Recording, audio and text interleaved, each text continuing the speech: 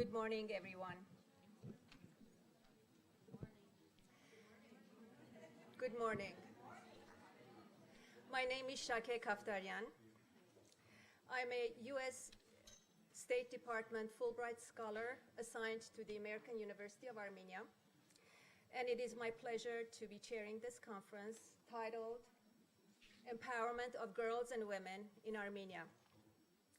On behalf of AUA faculty and students, it is my privilege to extend a warm welcome to all of you and acknowledge the Honorable Minister of Justice of Republic of Armenia, Mrs. Arpine Hovanesyan, Honorable Deputy Chair of National Assembly, Ms. Hermine Nagdalyan, Your Excellencies, Ambassadors of the US, Brazil, Greece, Italy, Kazakhstan, and Malta, Dr. Marie Papazian, President of San Jose State University, Mrs. Veronica Zonabend, Chair of the Board of Governors of UWC Dilijan College in Armenia, academic colleagues, all guests who have joined us from the US, from European countries, from the Middle Eastern countries, from Yerevan, from the Marzes, the regions of the Republic of Armenia, and of course, last but not least, our talented American University of Armenia students. Welcome all. Many of you have traveled long distances to be here, many of you thousands of miles to join us. We appreciate your interest in women's empowerment issues, and we really appreciate the fact that you're here to help us address important gender-related issues that pertain to the Armenian women. I would like to open this conference by offering a few words about its genesis and goals. In Armenia, as in much of the world, opportunities for women have grown over the last century. Women in this country were granted the right to vote as early as 1921, and over the last few decades, Armenian girls and women have had access to education at all levels and have been represented in a broad range of professions. And yet, it is common knowledge that the progress of Armenian women has not been steady. Gender inequality and discrimination remain persistent issues of concern for all of us. Generally speaking, gender inequality manifests itself through unfair and unequal treatment of girls and women in all arenas of life. We can talk about sex-selective abortions, issues of prejudice, and of course, sadly, even violence against women. Such practices diminish girls' and women's cultural and social value, hinder the achievement of their full potentials, limit their participation and leadership in society, and of course, weaken the social, political, economic, and cultural fabrics of society at all levels. During my tenure at AUA, I was asked by the university leadership to develop an academic strategy to address women's empowerment in Armenia in a way that would be applicable and sustainable in the Armenian context. In this process, two of my talented graduate students who are present here today, Damodaran and Zaruhi, and I examined archival demographic and health data over the last 2 decades. And we also were able to review gender-related literature, Armenian literature, consulted with professionals who are aware of gender-related attitudes in different arenas of Armenian life, and conducted conversations with women representing all walks of life across Armenia. This qualitative and quantitative study revealed the existence of gender-based inequality in healthcare, employment, economic strength, and participation in social and political arenas in Armenian life. And of course, with obvious and projected personal and societal consequences. Based on these findings, as well as an examination of academic approaches to gender and women's studies in other countries, mainly the United States, a multi-component academic approach to women's empowerment was developed and presented to AUA for consideration. I'm happy to report that the American University of Armenia will begin the implementation of courses in gender and women's studies this coming fall semester, with the goal of developing a multidisciplinary minor in gender and women's studies, and with plans for its infusion across AUA undergraduate curriculum.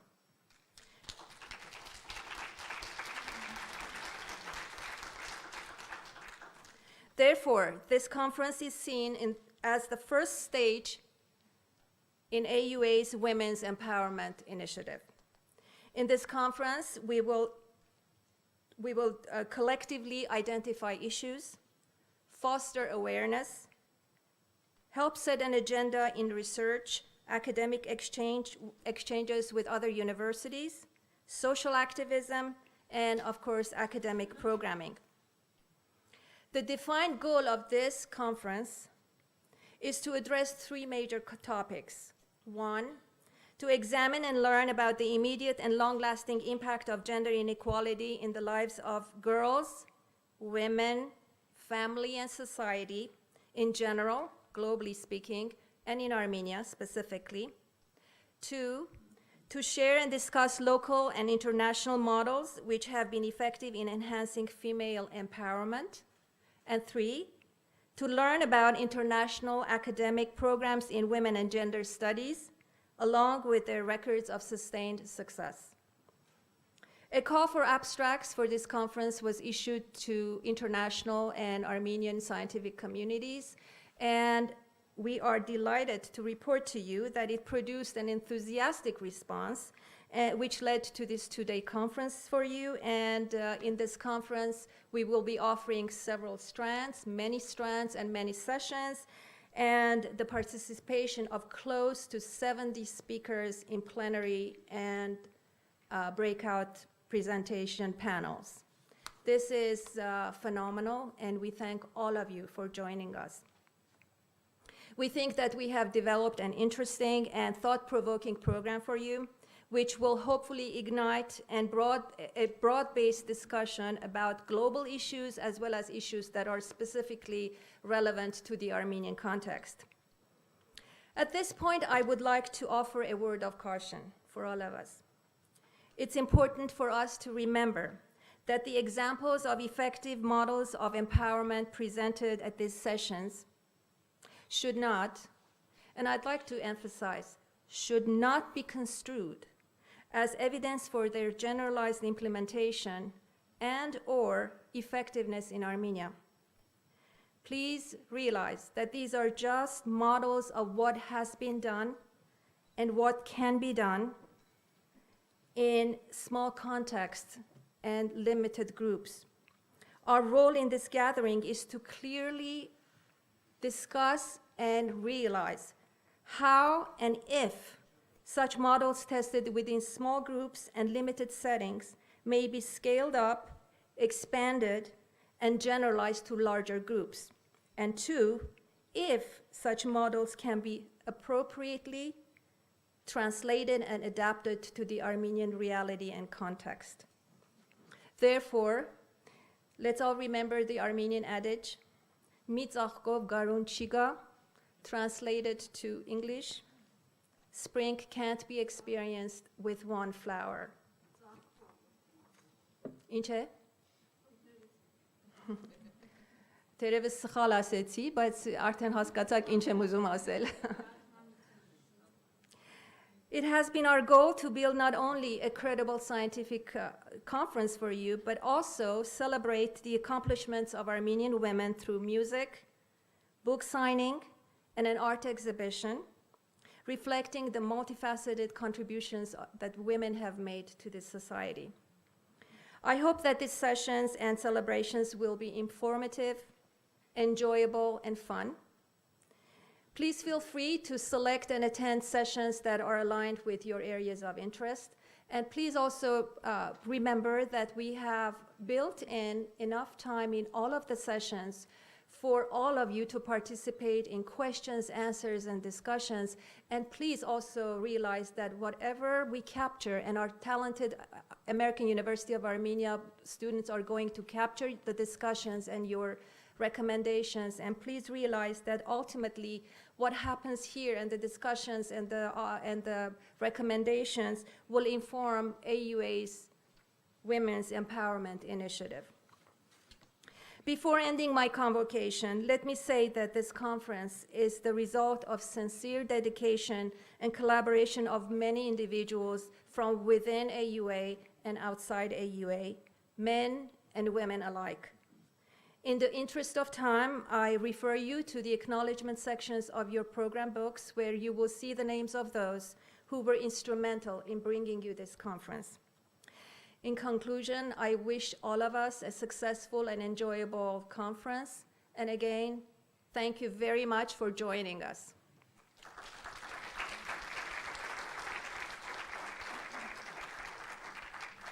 Before I relinquish the podium, I'd like to introduce the president of the American University of Armenia, Professor Armen Tergurerian, without whose unwavering and very special support of this Women's Empowerment Initiative and this conference, none of this would be possible. Ladies and gentlemen, I'd like to give you Dr. Tergurerian.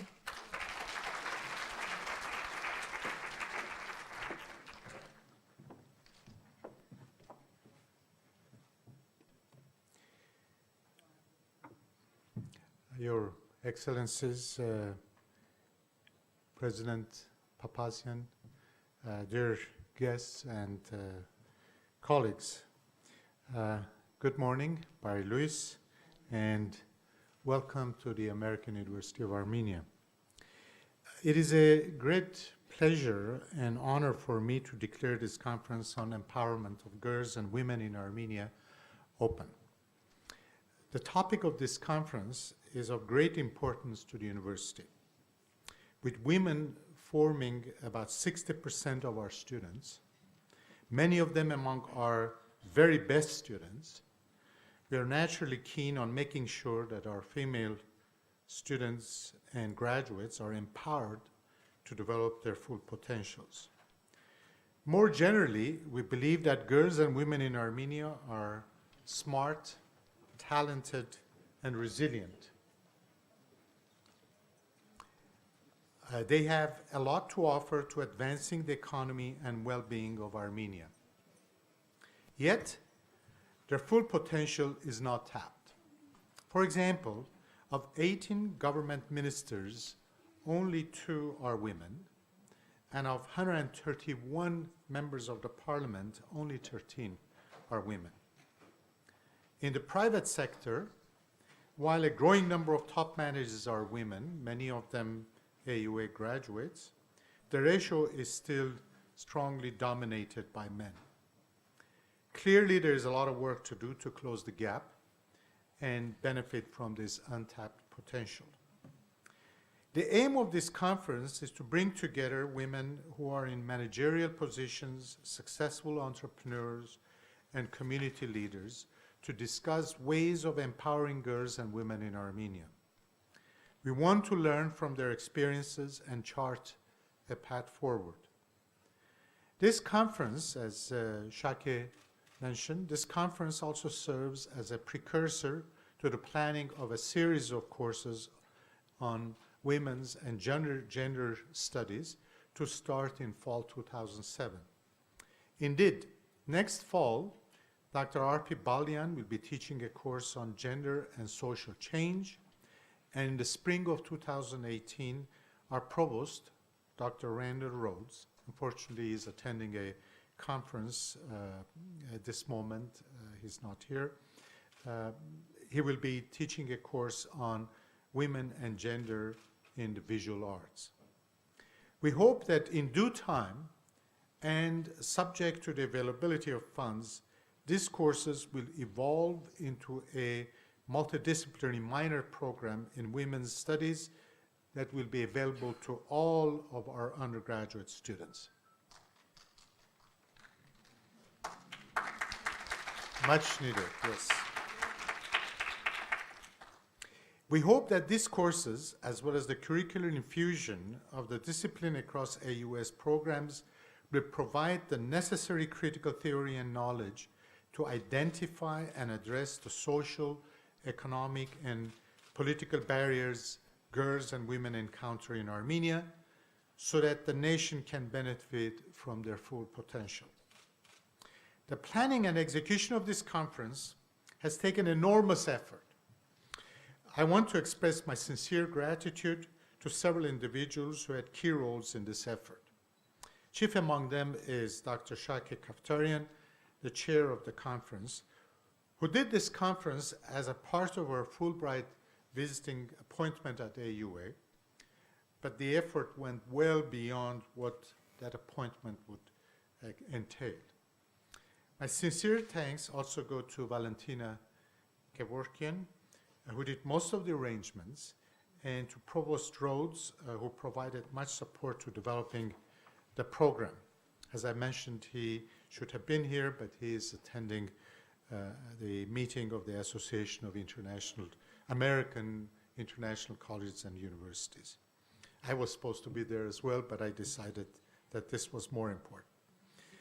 So we split. He went there, I stayed here. I also want to thank my wife, Nellie, I think she's watching from San Francisco, who was involved in organizing a couple of panels. Unfortunately, she really wanted to be here, but she was unable to join us because of a medical problem in the family. This conference would not have been possible without the financial support of Sarah Chichian of Los Angeles.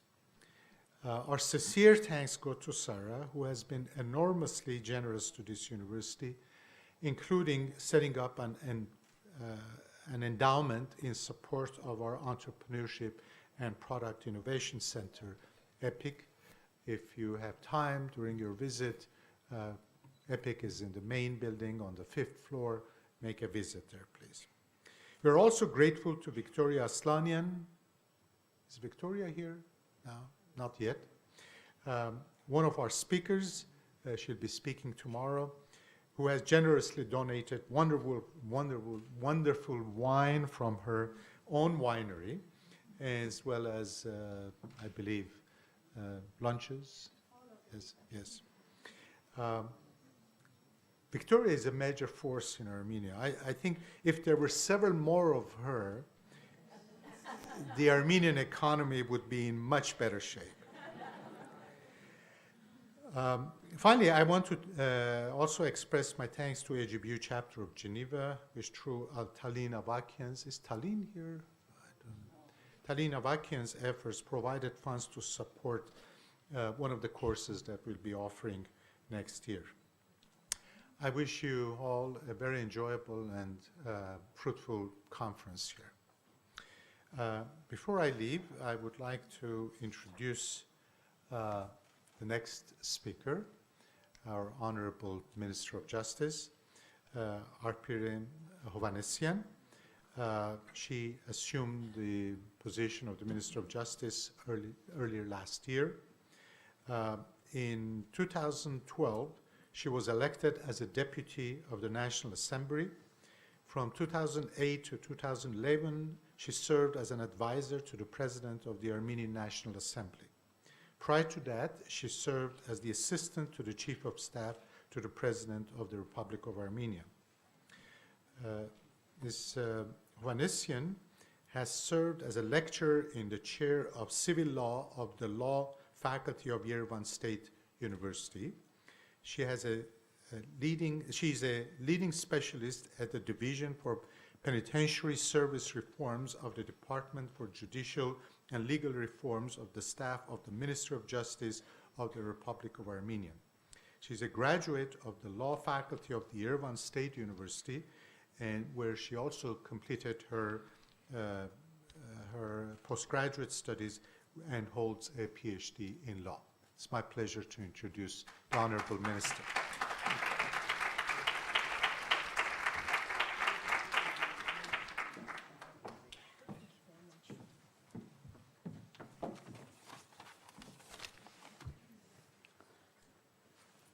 Շնորհակալություն։ Նախ եւ առաջ շնորհակալություն եմ ուզում հայտնել հրավերի համար։ Ինձ համար իրականում մեծ պատիվ է այսօր այստեղ գտնվել։ Դրա համար շնորհակալությունս Ամերիկյան համալսարանին եւ կազմակերպիչներին։ Ես ես հետ ուզում եմ անկեղծ լինել, ինձ համար միշտ բարդ է խոսել այն թեմաներով, ինչի կապակցությամբ մենք այսօր այստեղ ենք, որովհետեւ ես լսելով չէ որ գիտեմ ինչպիսի խնդիրներ կարող է ունենալ երիտասարդ իգական սեռի ներկայացուցիչը Հայաստանի Հանրապետությունում իր բնույթով պատրիարխալ կարծրատիպային հասարակությունում, բայց միևնույն ժամանակ լսելով չէ որ գիտեմ, որ մենք իրականում մեծ առաջընթաց ենք ապրել եւ դա ոչ թե բառերով, այլ թվերով, բայց մինչ այդ ուզում եմ ասել, որ հավատամքս, որ ունեմ եւ համոզմունքս, որ ունեմ, կարծում եմ շատերդ կկիսեք, որ ցանկացած պետության, հասարակության, զարգացման չափանիշներից մեկը կամ զարգացվածության ինդիկատորներից մեկը իրականում այդ հասարակության մեջ կանանց զբաղեցրած դիրքն է։ Եվ ոչ թե պաշտոնների կամ դրա բարձրության տեսանկյունից, դա անչափ կարևոր է իհարկե, դա վիճակագրություն է, բայց իրականությունը այն է, թե ինչպես է հասարակությունը վերաբերում կանանց։ Իրականում ուզում է եւ համարում է, որ կանանց ներուժը պիտի օգտագործի, թե ոչ։ Հատկապես որ գաղտնիք չէ, որ կանայք ամենատարբեր ոլորտներում, լինի բժշկությունը, լինի դասախոսական աշխատանքը, լինի կինոն, թատրոնը, իրականում կան կանայք, որոնք անջնջելի հետք են թողել, ու կան կանայք, որոնք մինչև այսօր շարունակում են մեծ լուրջ գործունեություն ծավալել։ Ցանկացած կնոջ, բայց ոչ միայն կնոջ, առաջին, այսպես ասենք, դերային մոդելը իր համար իր մայրն է։ Մայր, որից սովորում են նախ եւ առաջ հասարակության նկատմամբ վերաբերմունք եւ դրանից հետո սկսում ածանցել այլ նրա դերաբաշխումները։ Հայաստանի Հանրապետությունում ես պատահական չէ, որ ասացի, որ կան բավականին խնդիրներ եւ անկախ նրանից, ինչպիսին է այսօր իրավիճակը, հասարակությունը դեռևս կարիք ունի իրականում ընկալելու կնոջ ներուժի օգտագործման հնարավորությունները։ Մենք փոքր պետություն ենք, իսկ փոքր պետությունների համար մեծ ճոխություն ու մեծ շքեղություն կլինի կանանց ներուժը չօգտագործելը։ Բայց այդ ներուժի օգտագործումը իմ խորին համոզմամբ պիտի լինի գիտակցված, պիտի լինի ցանկալի ու պիտի լինի սպասված։ Ինձ միշտ հարց են տալիս, եւ երեկ էլ մի առիթով դասախոսության էի, կրկին հարց էին տալիս, ինչպես եմ ես վերաբերում առհասարակ կանանց հատուկ քվոտաներին, կանանց դերակատարության բարձրացմանը արհեստական որոշակի, այսպես ասած, քվոտավորման եղանակով կամ այսպես կոչված արդեն իր արդիականությունը կորցրած պոզիտիվ դիսկրիմինացիայի հարցադրումներին։ Պատասխանս միշտ նույնն է եղել եւ տեսանկյունս չի փոխվել տարիների ընթացքում։ Դրանք չափազանց կարևոր են այդ քվոտաները, բայց անցումային շրջանի համար, ճեղքելու պատը ճեղքելու համար, բայց հետո շարունակելու համար դրանք կանանց սկսում են խանգարել, որովհետև գնահատում են ոչ թե կանանց ներուժը, ոչ թե կանանց իրական դերակատարությունը, այլ ընդամենը այն, որ իգական սեռ է եւ պետք է լինի քվոտա ու այդ քվոտային համապատասխան պիտի առաջ շարժվեն կանայք։ Այստեղ է որ առաջանում է բնական հակասությունը։ Եվ ես կարծում եմ, որ կանայք այստեղ իրականում դեր ունեն ստանձնելու։ Կանայք պիտի ապացուցեն,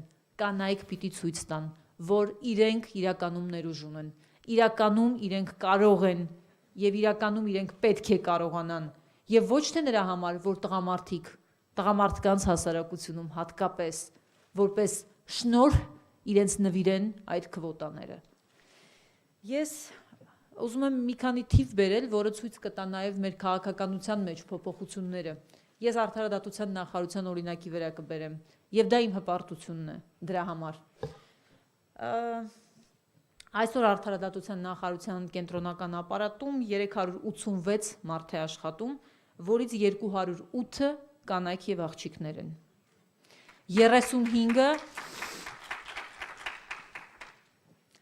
35-ը ղեկավար պաշտոններ են զբաղեցնում։ Նախարարությունում տարիքային ցենզի տեսանկյունից ճնշող մեծամասնության տարիքը չի գերազանցում 40 տարեկանը։ Այդ կանայք եւ աղջիկները իրականում դերակատարություն են ստանձնել։ Սա վիճակագրություն չէ եւ ես դեմ եմ, որ կանայք երբևէ համարվեն քվոտա, կանայք համարվեն վիճակագրություն, կանայք համարվեն միայն թվեր ու կանայք համարվեն միայն ցուցանիշներ։ Այս յուրաքանչյուր թվի ետևում մարդ է կանգնած։ Հաջողության իմ բանաձևը, նախարարության հաջողության բանաձևը, իրենց հաջողության բանաձևը։ Եվ ես ուզում եմ շնորհակալություն հայտնեմ նրանց։ Նրանք այստեղ են, նրանցից ոմանք այստեղ են։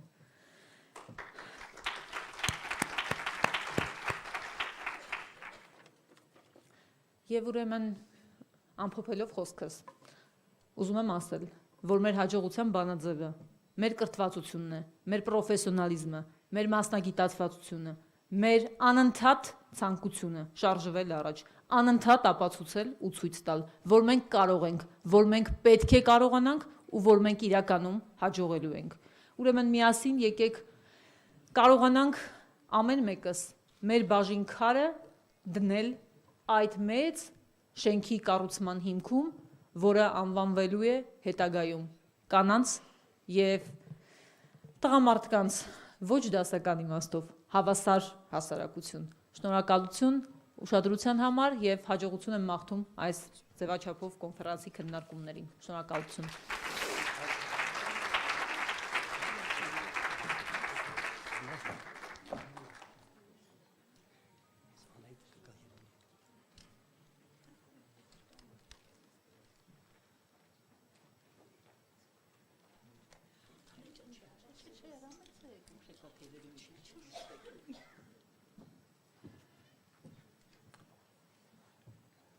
It is now my pleasure to introduce our keynote speaker, the first keynote speaker of the conference, Dr. Mary Papazian, a seasoned leader with more than 25 years of teaching administrative experience, who joined San Jose State University as its president on July 1, 2016.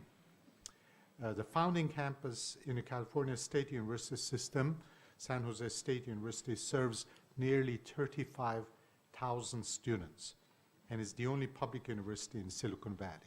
It's slightly bigger than ours.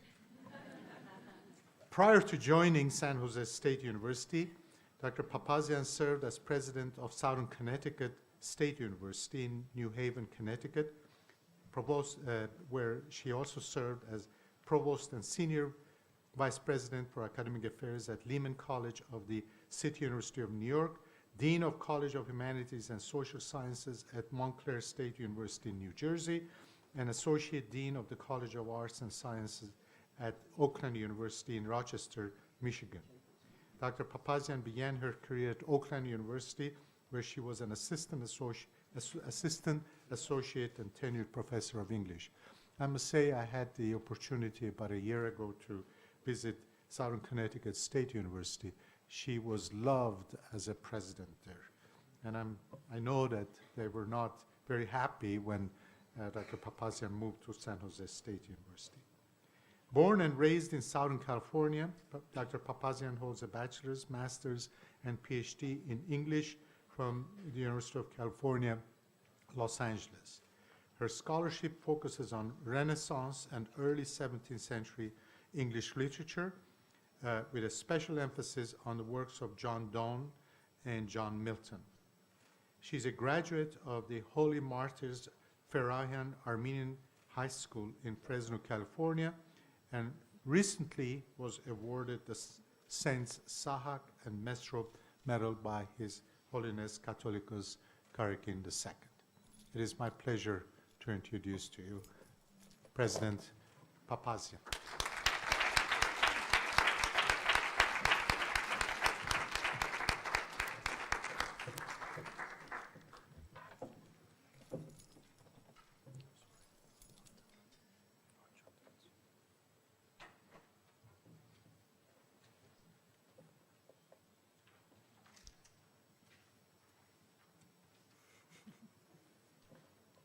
Technology.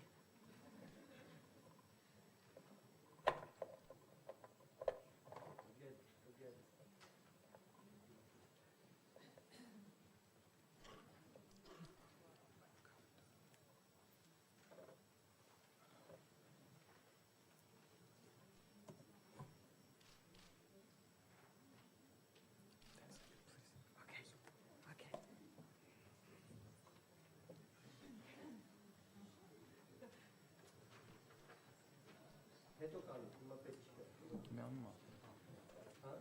Ah.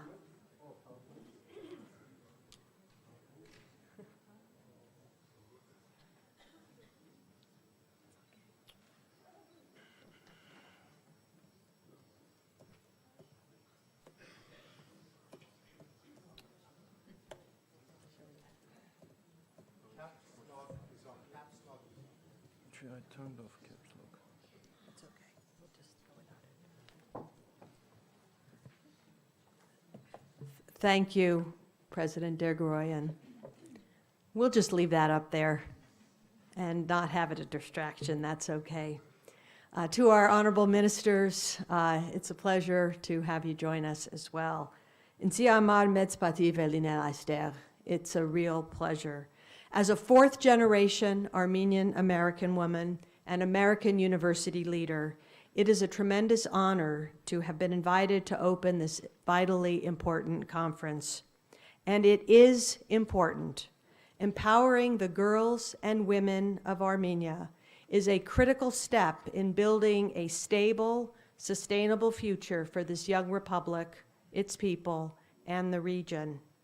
I offer my special thanks to President Armen Derguroyan and Provost Randall Rhodes for their strong support of this conference and the establishment here at AUA of a program in gender and women's studies.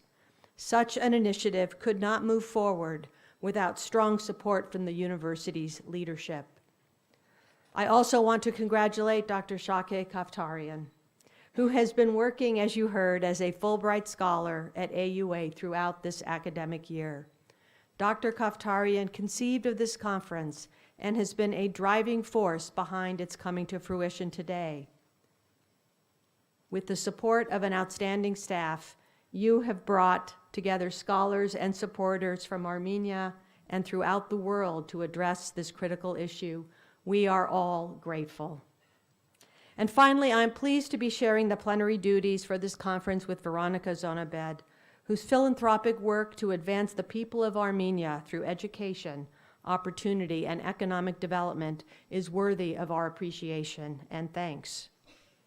Before getting into the subject matter that will occupy us over the next 2 days, let me say that being here in Armenia and staying through the commemoration of the Armenian genocide on April 24th has a special meaning for me. I made my first trip to Yerevan in 1974 and have been returning regularly ever since. But I have never been here on April 24th to commemorate in our homeland our shared tragedy. As I indicated at the outset, I am a fourth-generation Armenian American.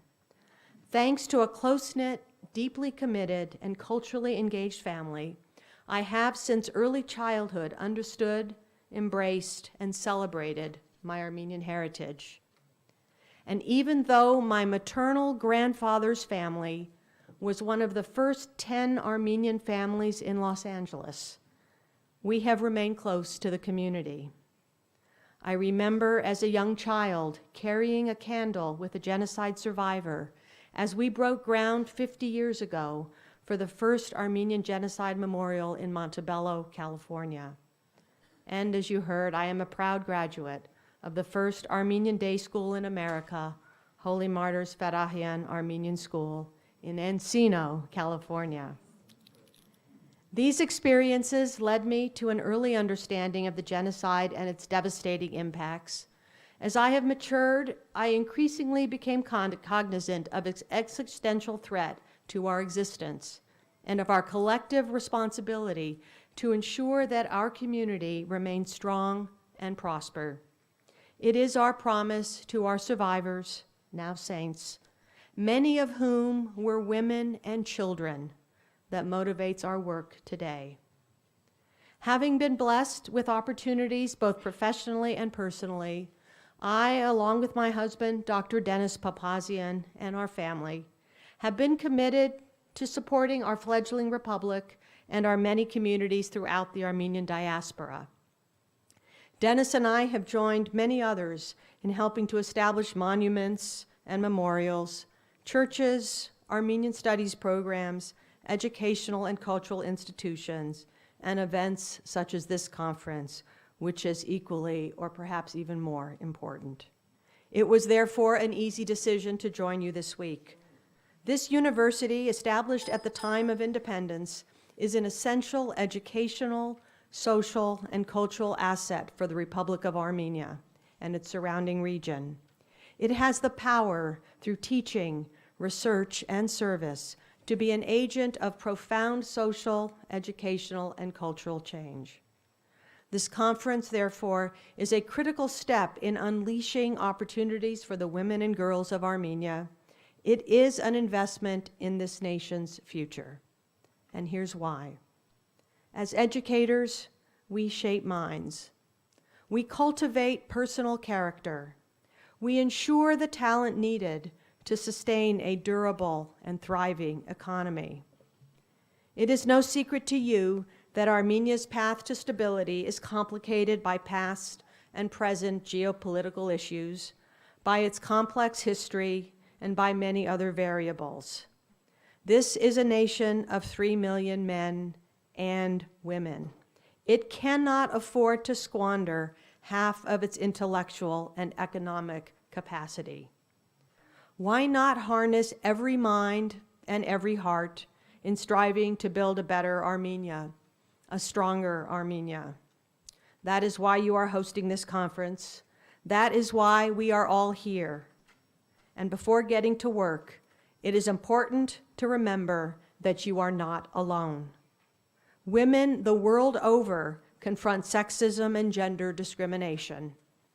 Women in positions of influence, including this Armenian American University president, must stand shoulder to shoulder with you in seeking solutions. We do, and I do.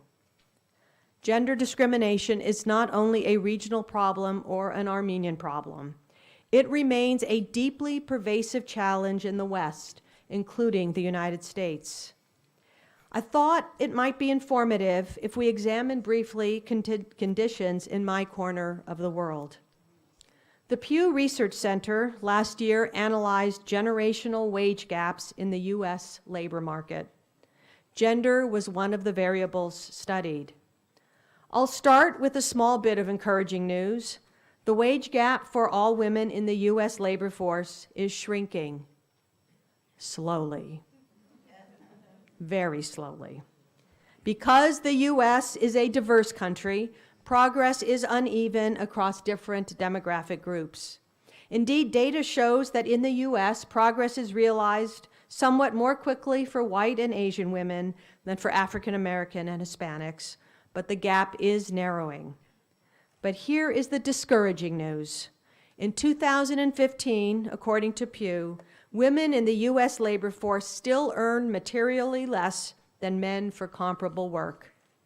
A white woman earned 82 cents for every dollar paid to a white man. For the same work for which an Asian man was paid $1, an Asian woman earned 87 cents. Black women were paid 65 cents. Hispanic women earned 58 cents. This makes no sense, and it is not conducive to strong communities and strong economic growth. Gender alone doesn't account for all of these pay differentials. Researchers also believe the gaps are influenced by variations in education level, by one's career choices, by opportunities available to men versus women, and by degrees of workforce experience. And these factors are among those that you will examine and discuss over the next 2 days. But researchers also acknowledge that the wage gap, to an extent, is simply discriminatory. According to Pew, 1 in 4 women said their gender alone has made it harder to succeed in life, compared to 1 in 14 men. Men were far likelier than women to say that their gender made it easier to succeed. And women were twice as likely as men to say they faced workplace discrimination based solely on their gender. Meanwhile, the Institute for Women's Policy Research reported earlier this year that even though women comprise half of the U.S. college-educated workforce, the gender pay gap hasn't budged in more than a decade. Based on current trend lines, women in America would achieve true pay equity in the year 2059. If this holds true, I'm unlikely to live long enough to see or celebrate it. My daughters probably will live long enough, but they will have spent most of their adulthoods fighting the same biases their mother encountered. It's safe to say that few of us will be around to celebrate. And why should this matter? Well, for one thing, the global impact of gender inequity is staggering.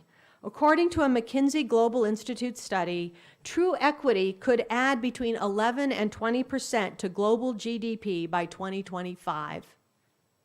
That equates to as much as a $28 trillion boost to the global economy. For another thing, it is well established that role models meaningfully influence career choices among youth. Shouldn't we want to see young girls and boys understand that their mothers, sisters, and aunts are every bit as capable as their fathers, brothers, and uncles? I think so. I was blessed to be born into a family that valued education.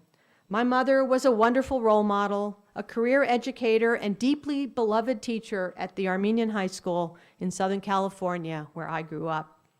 I followed my parents to a prestigious American university, to UCLA, and after completing my studies there, I pursued what has been a highly fulfilling, deeply rewarding academic career that has led me to interesting assignments at several prestigious American colleges and universities. Thanks to persistence and skill, I was afforded opportunities to ascend the academic leadership ladder from dean to provost, and subsequently to 2 presidencies of 2 public urban universities. But I too have faced gender discrimination and bias as I have ascended to more and more responsible positions in higher education, and so have many of my colleagues. And so I have been committed to creating a pipeline of women who will be skilled and ready to take on leadership roles in higher education as those of us presently in these positions move on one by one toward retirement. And that has to be our goal, to prepare the next generation to take our place. Given what I was able to achieve, it may be hard to see me as a victim of gender discrimination, and I understand that.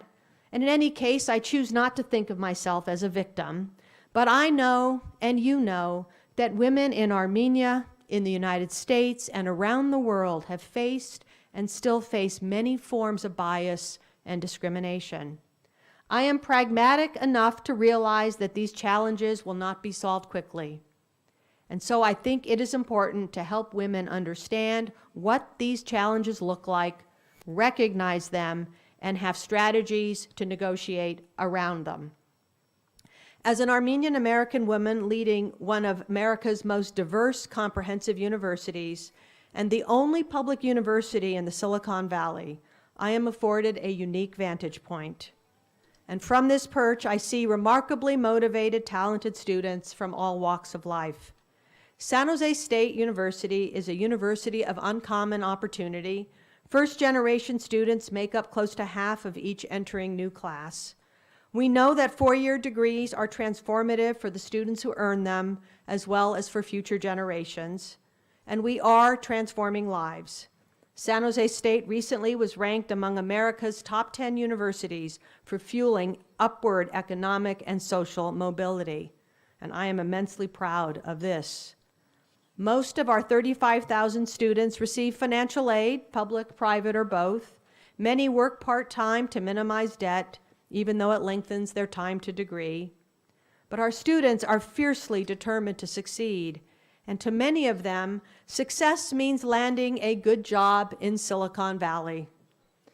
Every year, thousands of our graduates enter the workforce as engineers, nurses, teachers, artists, public servants, business and community leaders, together fueling the global epicenter of innovation. You've heard of Apple? A few of you have heard of Apple. You know the Apple iPhone. What university do you think supplies the most graduates to Apple's workforce? UC Berkeley?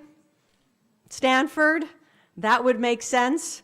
Both schools are prestigious, and both are virtually in Apple's backyard. But actually, it is San Jose State that is Apple's top supplier of talent. And we are a top source of talent. Yeah, you can applaud. I'm okay with that. To hundreds of other companies, not only across the technology spectrum, but also in the arts, entertainment, healthcare, and business. We are also the top source of teachers in our region's public schools. Every graduate and every student has an inspiring story. I wish I could introduce you to some of them. Come to San Jose, you are all invited, and I will. But these success stories are also right here in Armenia, which, as you well know, has its own emerging technology and innovation culture. There are valuable opportunities to leverage and lessons to learn from Silicon Valley. And our work in this, just as an aside, must extend beyond Yerevan to the cities, towns, and villages throughout rural Armenia. There are also cautionary tales. A 2014 Fortune article reported on the lack of gender equity in the senior ranks of Silicon Valley companies. At the time, more than 40% of the Valley's largest tech companies had no female board members. Tesla, the luxury electric car manufacturer, had no women serving in any of its top 17 leadership positions. In fact, close to half of the top tech companies in Silicon Valley lacked even a single female senior executive. And although there are as many college-educated women in the workforce as men, most companies employed significantly fewer females at all levels. The Fortune article did identify exceptions. Yahoo, for example, had a larger than average distribution of women throughout its employment ranks, and so did eBay. These companies shared something else in common. They were among the very few being led by female chief executives. Leadership matters. What we see in the leadership ranks in industry, we also see in the academy. The Times Higher Education World University Rankings last August published its annual world rankings. Of the top 200 universities, just 17% were led by women, and that represented improvement from the year before, where only 14% had female leaders. So that's something to applaud, I guess. I served as president of Southern Connecticut State University in New Haven, Connecticut for more than 4 years before departing last summer to assume my current position. San Jose State, as the founding campus of the 23-campus California State University, serves a fundamental purpose. I want to just note that I was one of 5 new campus presidents to join the Cal State system in 2016. All 5 of the recent hires were women. And as of today, 11 of our 23 campus presidents are women. That is a positive trend line, and it is a point of considerable pride. And perhaps more importantly, it affirms that progress, even in a deeply entrenched culture, is possible. But meaningful change can only occur if one understands objectively what needs to change. And that is why we are all here for the next 2 days. So let us turn now from America to Armenia. First, how are women in this nation faring relative to women around the world?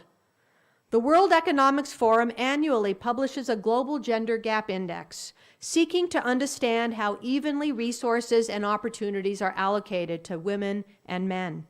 The index ranks nations solely on how equitably or inequitably educational, economic, and political opportunities are available to men and women. Health disparities based on gender are also examined. A total of 144 countries are studied, and last year, Armenia ranked 102nd overall, just behind Hungary. The US, by comparison, ranked 45th. Within the overall data are some interesting and potentially relevant insights. Armenia fared rather well compared to most nations for educational opportunity.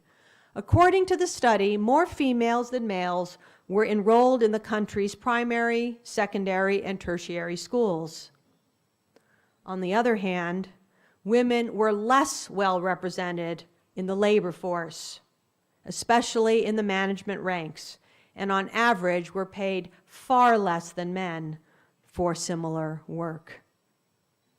That, as I've already said, is a global trend, but it has real consequences in the lives of women, children, families, communities, and the country at large. Perhaps most discouraging of all, Armenia ranked near the bottom, 125th, for female political empowerment. We've seen a fine example of success just earlier today. That low ranking was based largely on the very low numbers of women serving in elected or appointed government positions. This, despite legislation enacted a decade ago calling for more female political representation, which sadly reminds us that words alone cannot fuel or assure change. It takes action. Again, you are not alone. Just 83 women serve in America's House of Representatives, comprising just 19% of the 435 members. In our upper chamber, the Senate has 21 senators out of 100, which is an all-time high.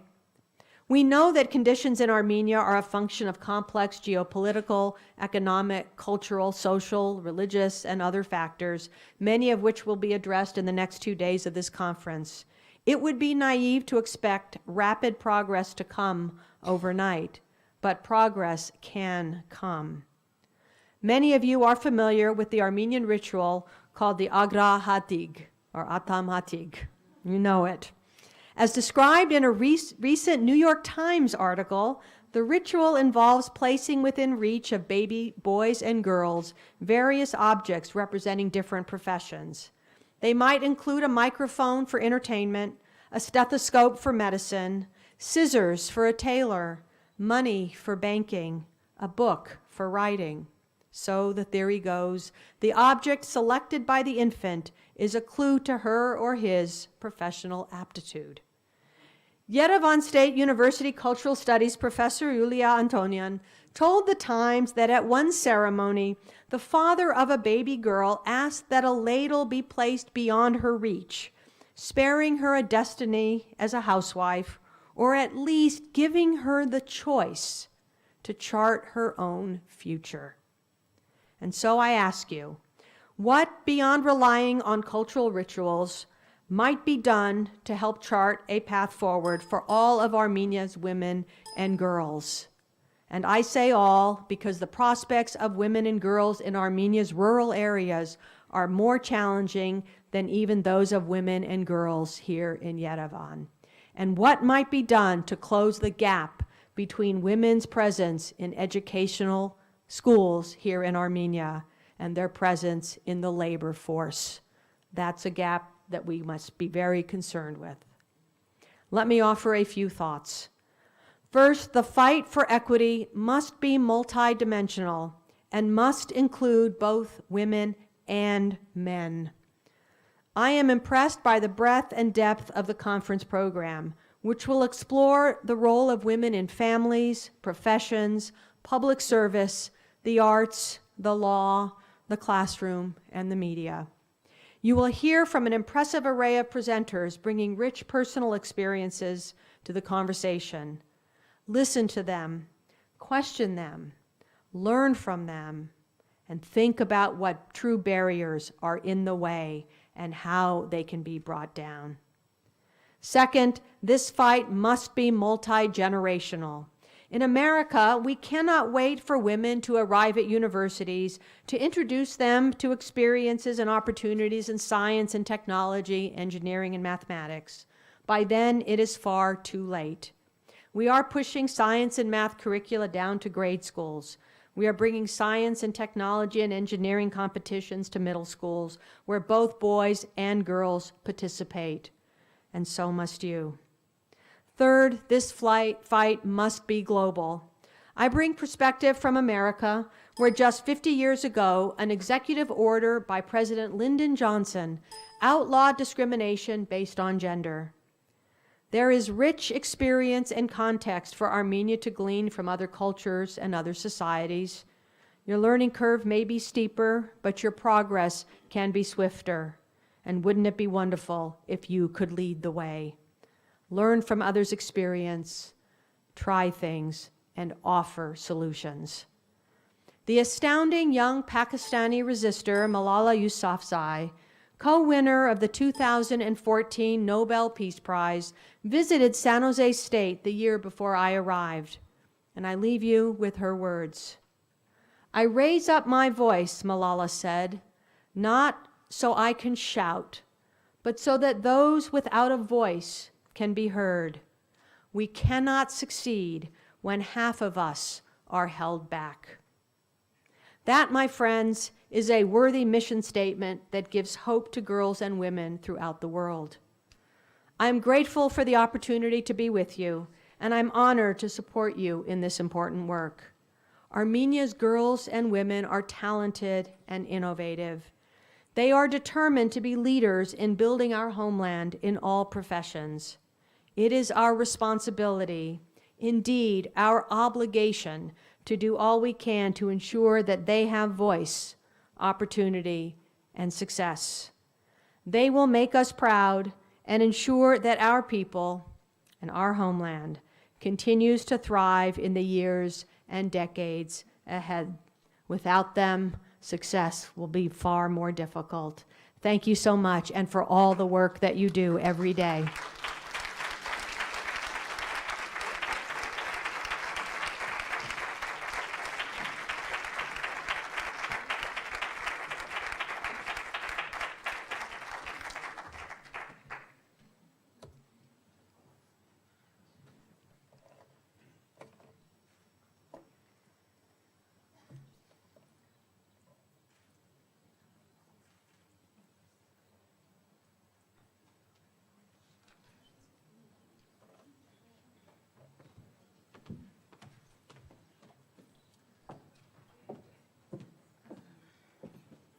Thank you, Dr. Papazian. Thank you, everyone, for being here once again. Welcome.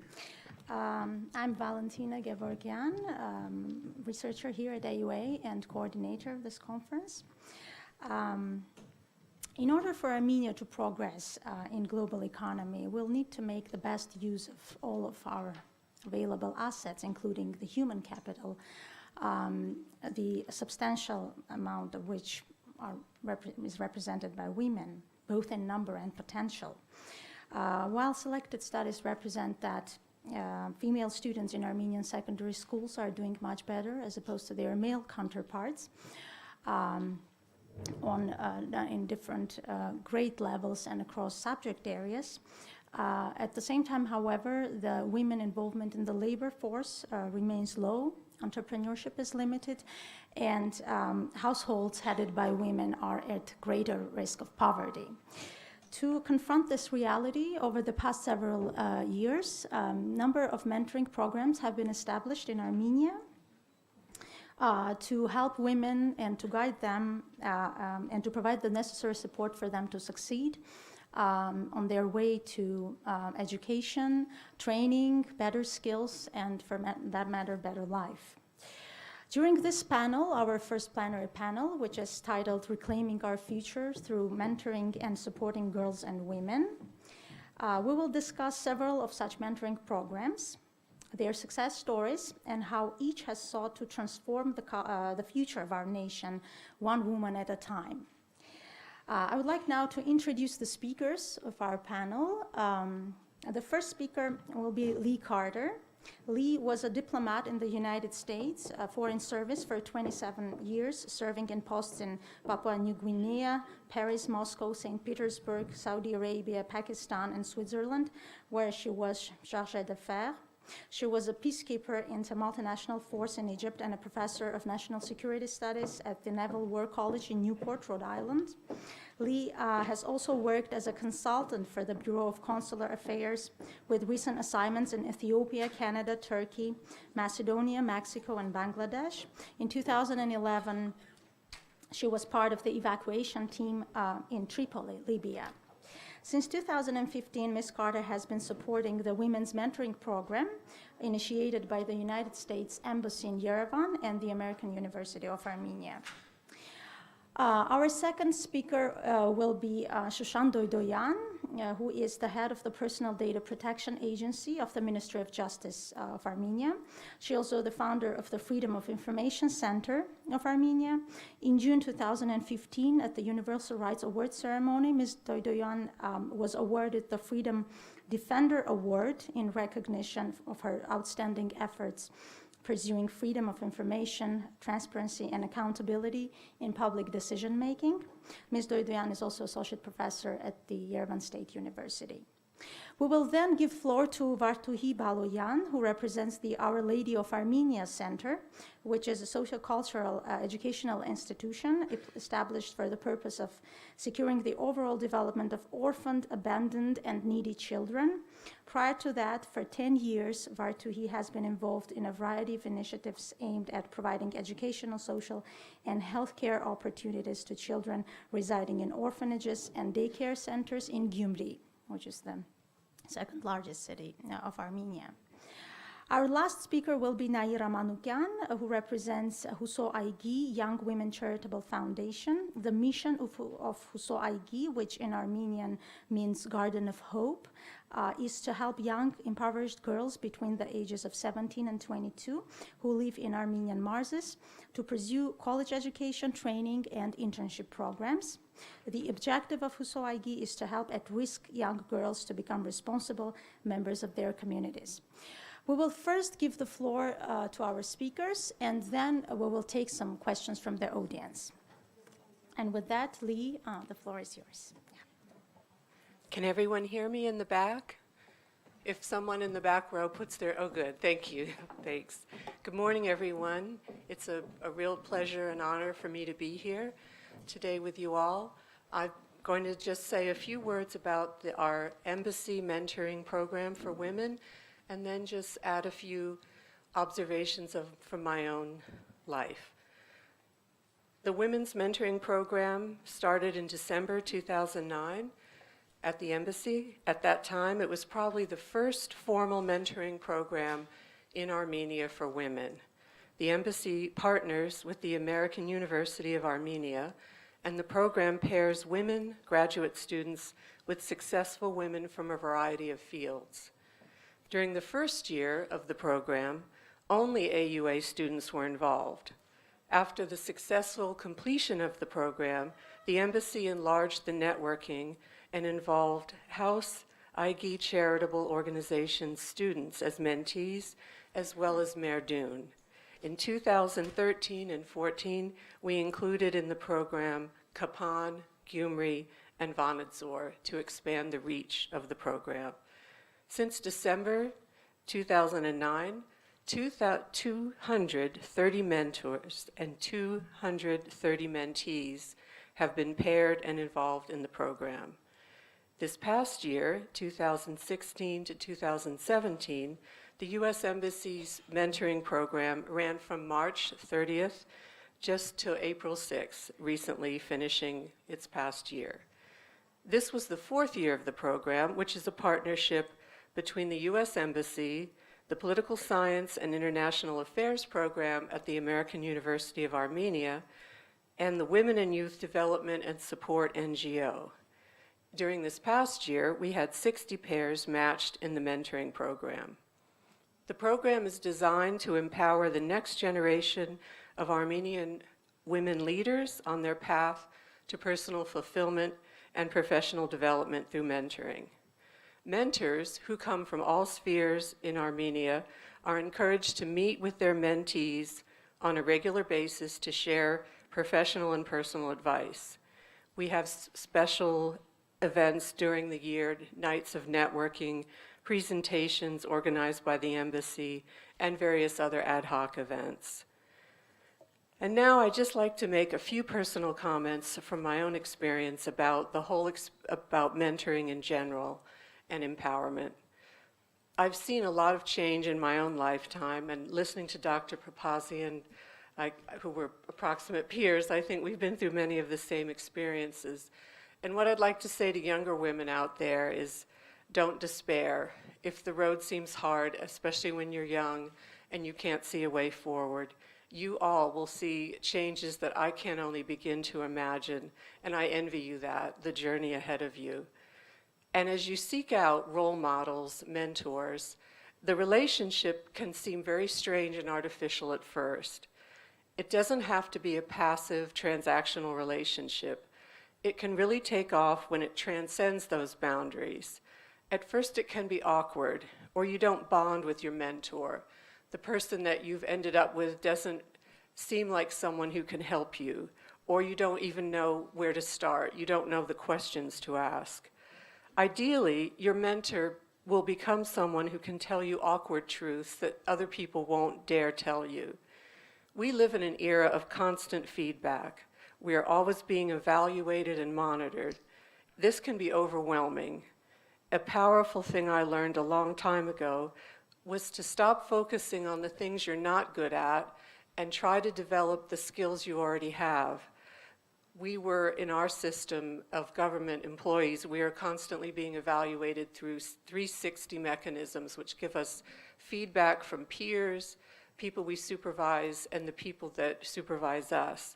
And sometimes you can end up with an enormous amount of data. And research has shown that we tend to focus on those things that we're not doing right. Very few of us actually do embrace the things we're good at and say, well, here's where I excel. This is what I should need to develop further. One thing that really stunned me is I've learned in my 2 years living here in Armenia that if more women, all the women who wanted to participate in the workforce, were participating fully in the economy here, the GDP of Armenia would increase in value by $1.4 billion. That's not dram, that's dollars. And that's a lot of money. I'm still trying to get my head around that. Research shows that workplaces often function because of unrecognized emerging leaders, many of them women. I don't think I've ever witnessed that more profoundly in any of the 18 different countries I've lived in and worked in overseas than I have here in Armenia. The potential is staggering. Whether we're in town or out in villages, I've met amazing women of all ages doing incredible work, often unrecognized and maybe even uncompensated. Our former president, John Adams, wrote to a friend that our country won't improve until the people begin to consider themselves as the fountain of power. And that's what I see here for the future of Armenia, especially with its women. Thank you.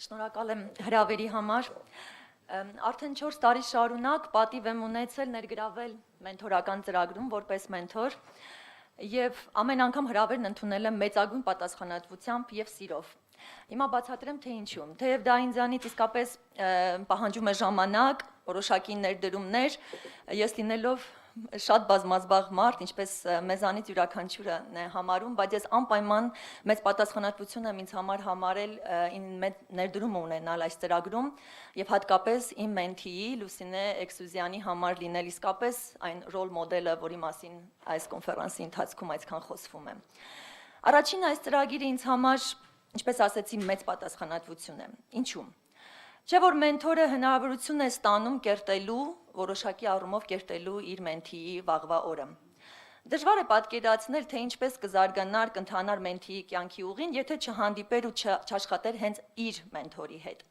ամեն մենթոր լուրջ ազդեցություն եւ հետք է թողնում իր մենթորի մասնագիտական ճանապարհի վրա։ Այսպիսով խիստ կարևորվում է մասնագիտական կողմնորոշման հարցում մենթին օգնություն ցույց տալը։ Թեև բոլոր մենթիները ուսանողներ են, այսինքն թվում է թե նրանք ընտրել են արդեն իրենց վաղվա մասնագիտությունը, բայց դա այնքան էլ այնպես չէ։ Իսկապես մենթորը լուրջ ազդեցություն է թողնում վերջնական կողմնորոշման հարցում։ Այն ոլորտն է հատկապես ուղղորդում, որտեղ որ մենթին կուզենար իր մասնագիտական գիտելիքները իրացնել։ Կոնկրետ իմ մենթիի պարագայում Լուսինեն իսկապես հրաշալի իրեն դրսևորեց տեղեկատվության ազատության ոլորտում, դառնալով քաղաքացիական հասարակության մի մասնիկը եւ լավ գիտակցելով, թե տեղեկատվության ազատությունը ինչ լուրջ գործիք կարող է լինել քաղաքացիական հասարակության պայքարը առաջ մղելու համար։ Այսպիսով նաև մենթորը ստեղծում է լավ միջավայր, որպեսզի իր մենթին կարողանա զարգացնել իր մասնագիտական հմտությունները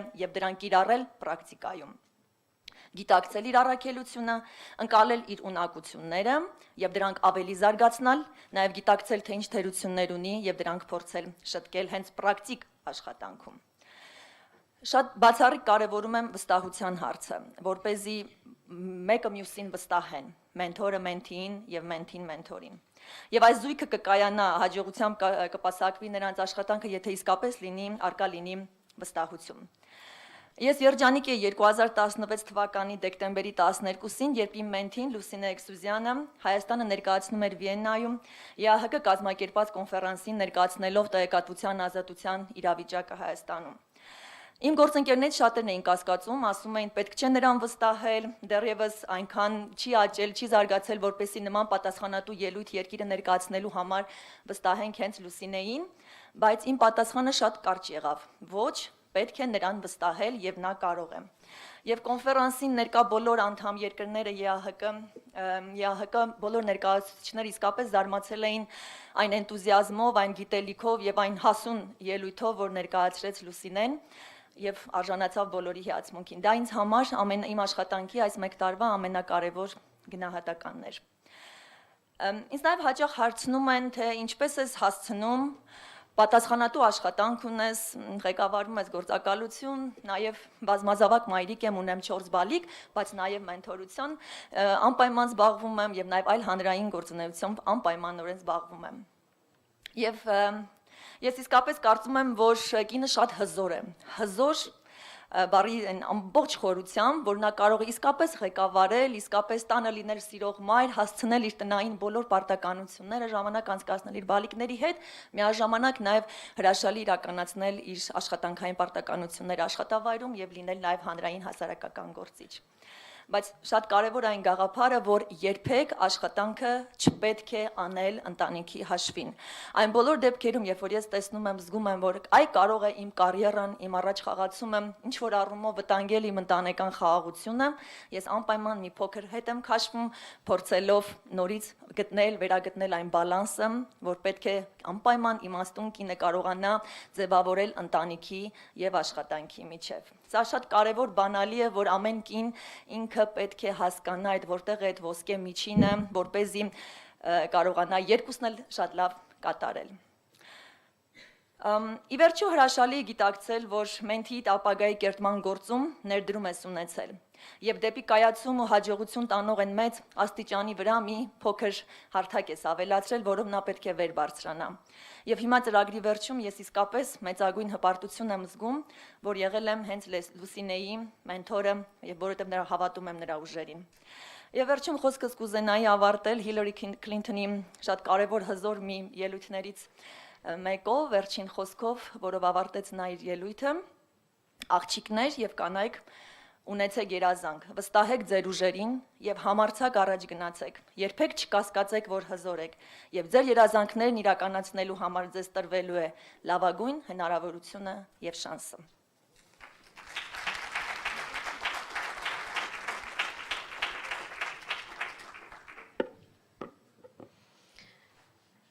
Good morning, everyone. I'm Vartuhi Baloyan. As it has already been mentioned, I am representing the Our Lady of Armenia Center in Gyumri.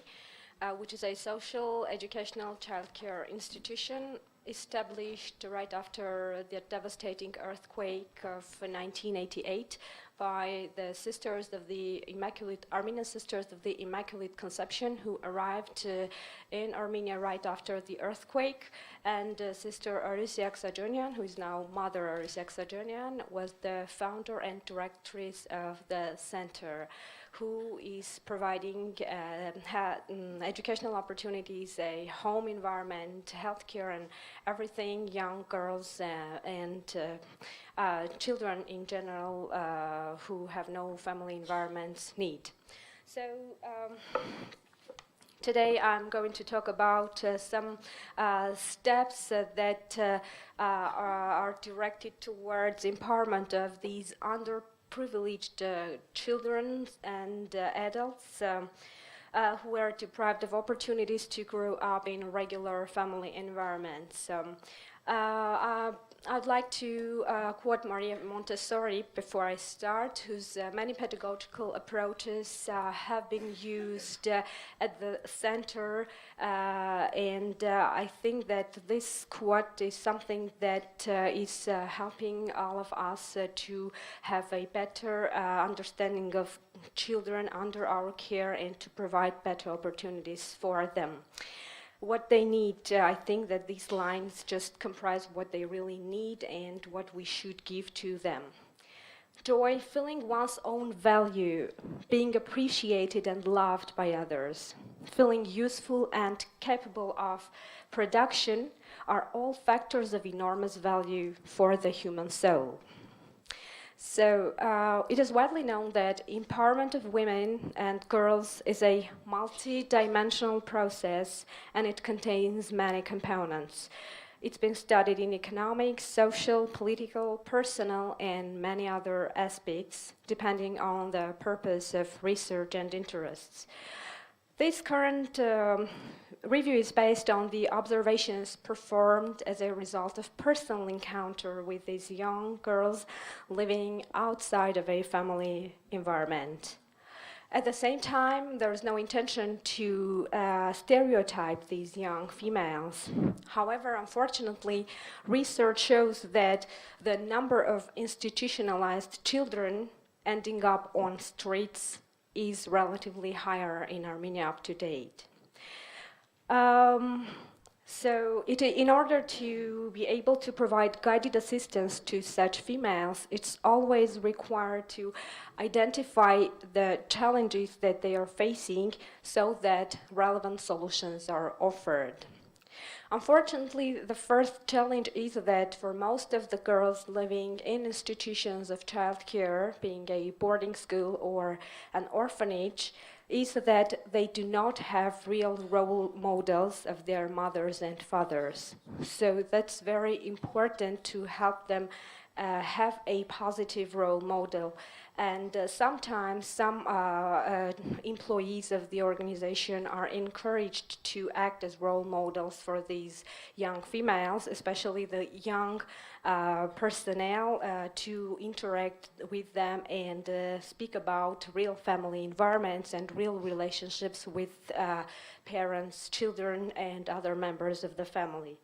Another great challenge is that these children have to realize that growing up in an orphanage is not a verdict, and that they are equal members of the society that like the rest of us, and they have equal rights and responsibilities like all the rest of us.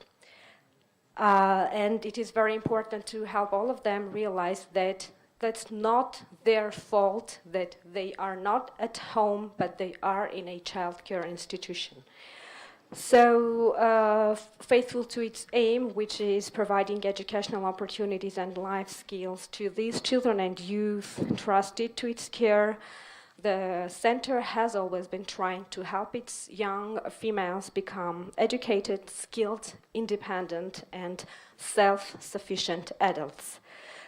The most important thing study showed that is to give them equal opportunities for education and development. Fortunately, I want to say that these children are really given equal opportunities to pursue their further education, be it a vocational training or university education, based on their interests and talents. They are provided with tutoring and relevant learning environment to be able to concentrate on their studies and to succeed.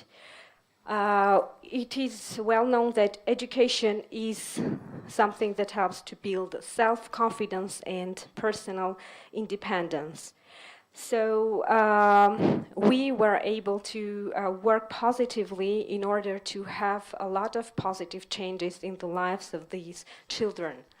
Unfortunately, however, I want to mention that in order to help these young females be educated and succeed in their lives and become employable, we have to work on their psychological aspects as well, because there are lots of psychological trauma which sometimes are obstacles in their way to success. And they are really always provided with guidance, advice, and counseling to gain self-control and appreciate their own self. Maybe it is well known that there are, in fact, social orphans and natural orphans, and sometimes for natural orphans who do not have biological parents just because they do not exist anymore, it is more easy to think about their future because they have not been abandoned by their parents. And the psychological problems are more severe when they realize that someone has abandoned them, either of their parents. So we are trying to make our best in order to help them understand that this is not the end and they can succeed so that they become equal members of the society and they become better mothers, maybe, if they want to make a positive change in the society.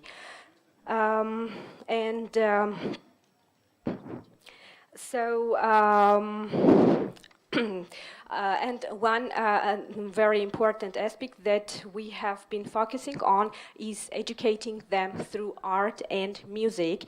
And fortunately, 12 years ago, the center has founded a now very well-known choir, and a lot of talented girls became members of this 4-part harmony professional chamber choir, and the result was obvious. Many of our talented girls regained their self-confidence, became more intelligent, more independent, and many talented girls pursued their education in music and are now employable, and a lot of young girls have quite competitive employments now. And it is worth mentioning that we have many graduates from the Yerevan State Medical University, from Yerevan State Conservatory, from American University of Armenia, from Gyumri State Pedagogical Institute, and they also are now employed, and those of them who were able to even marry and have their families, these young girls also have employment. So to conclude my observations, I just want to say that education, psychological counseling, healing through music and arts, and employment possibilities are key components to empower the young girls to become independent, self-sufficient, and reliable individuals within whom I believe lies the fate of our future. Thank you.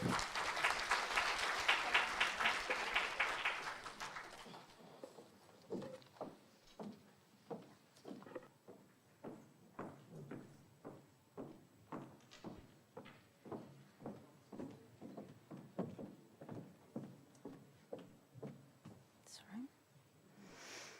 Let's do this here.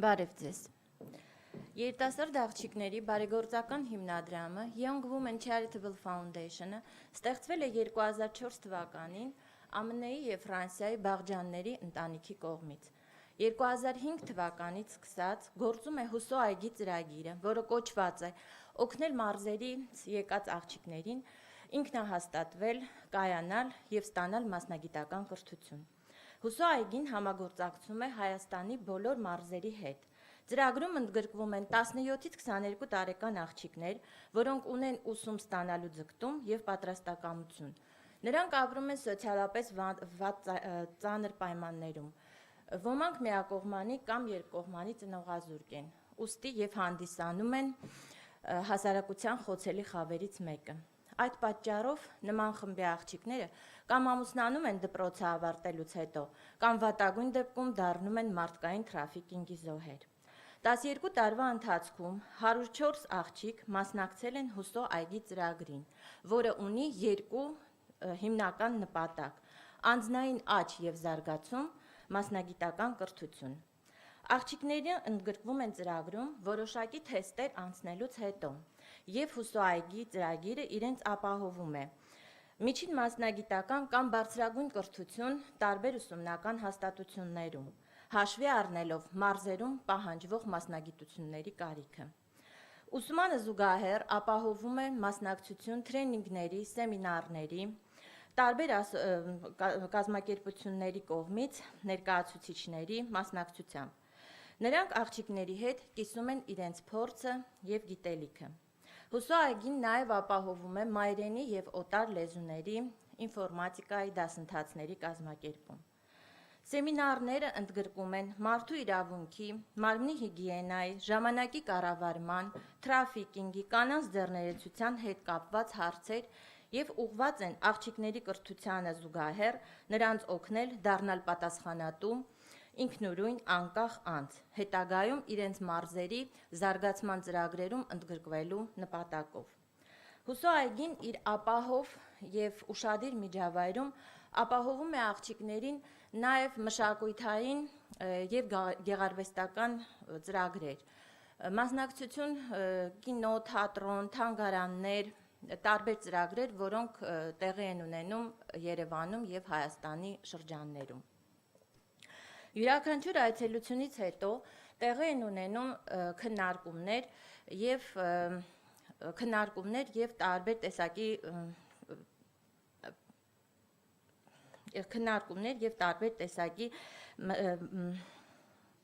աղջիկների իսկ խնդրանքով կազմակերպվում են հանդիպումներ առաքելական եւ կաթողիկ եկեղեցիների հոգեվորականների հետ, որոնց ընթացքում տեղի են ունենում քննարկումներ կրոնական հարցերի շուրջ։ Հուսո այգին իր սաներին ուղղորդում է հասարակական կազմակերպություններ մասնակցելու կամավորական աշխատանքների համար։ Ծեածան երեխաների զարգացման կենտրոն, Էսպաս երիտասարդների կենտրոն, Արբես վերականգնողական կենտրոն, Զարգացում հասարակական կազմակերպություն եւ այլն։ 2014 թվականից սկսած ԱՄՆ դեսպան Ջոն Հեֆերնի նախաձեռնությամբ հուսո այգու աղջիկները մասնակցել են մենթորական ծրագրին։ Իդեպ նրանք դարձան միջին մասնագիտական կրթության ոլորտում սովորող առաջին ուսանողուհիները, ում հնարավորություն ընձեռնվեց մասնակցելու այդ ծրագրին։ 3 տարիների ընթացքում հուսո այգու 25 ուսանողուհիներ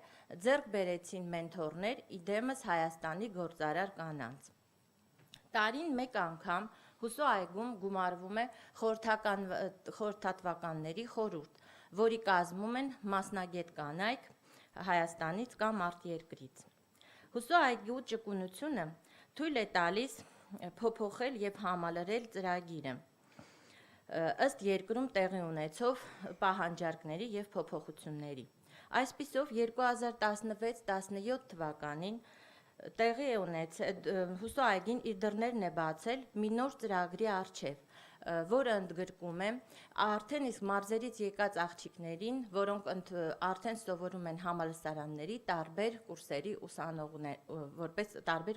ուսանողներ։ Այս փորձի արդյունքները կամփոփվեն ուսումնական տարվա վերջին։ Հուսո այգին հետևողական է նաև իր նախկին սաների նկատմամբ, տեղեկացված է նրանց այժմյան սոցիալական վիճակի, մասնագիտական աճի, անձնական կյանքում ունեցած փոփոխությունների մասին։ Տարին 2 անգամ կազմակերպվում է շրջանավարտների ակումբ միջոցառումը, որի ընթացքում հուսո այգու նախկին սաները այցելում են մեզ արդեն իսկ իրենց ամուսինների կամ երեխաների հետ։ Ուսումն ավարտելուց հետո աղջիկների առջև կանգնում է աշխատանքի տեղավորման խնդիրը։ Աղջիկներից ոմանք ցանկանում են շարունակել ուսումը Հայաստանի կամ արտերկրի տարբեր համալսարանում։ Մնացածներին հուսո այգին ուղղորդում է աշխատանք կամ վճարովի պրակտիկա գտնելու հարցում։ Չնայած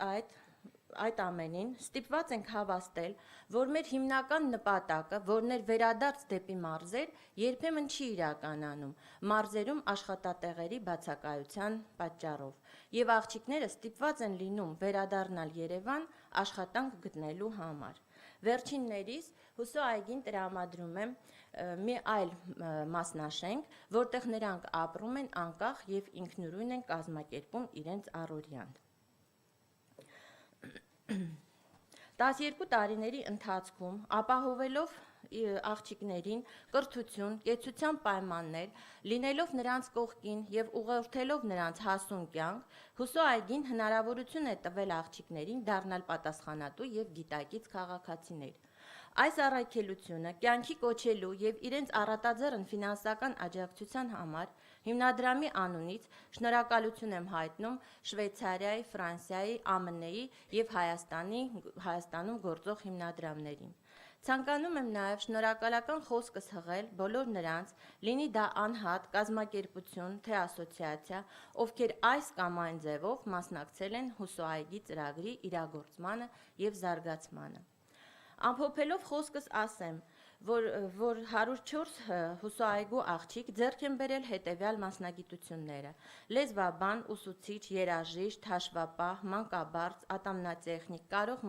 մոդելավորող, վարսահարդար, կոսմետոլոգ, խոհարար, գործարար, զբոսաշրջության մասնագետ, դեղագործ, մենեջեր եւ այլն։ 104 աղջիկներից 32-ը վերադարձել են մարզեր եւ դրանցից 11-ը աշխատում են ըստ իրենց մասնագիտության։ 40-ը ապրում են այժմ Երևանում եւ նրանցից 14-ը աշխատում է ըստ մասնագիտության։ Աղջիկներից 8-ը մեկնել են արտերկրներ, որոնցից 2-ը շարունակում են իրենց ուսումը։ 24-ը դեռ ուսանող են եւ այժմ բնակվում են հուսո այգում։ 38 աղջիկ կազմել են ընտանիքներ։ Այսքանը, շնորհակալություն։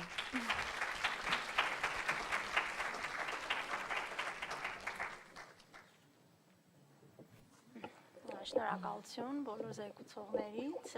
Thank you to all the speakers.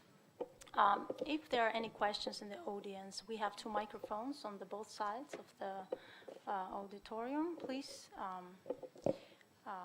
use microphones in case you have a question. Please introduce yourself and also indicate who you are referring your question to.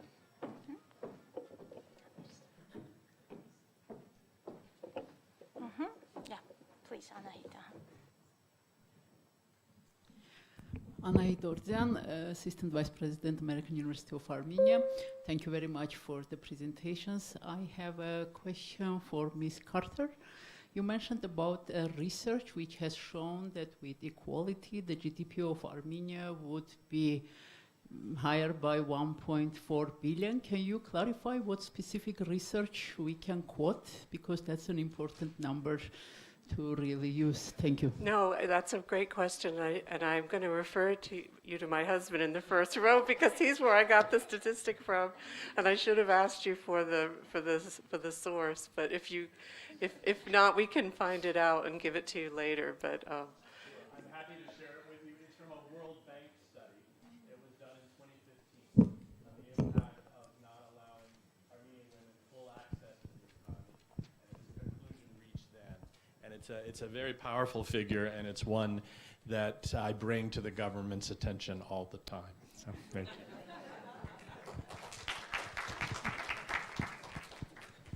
thanks for helping me out.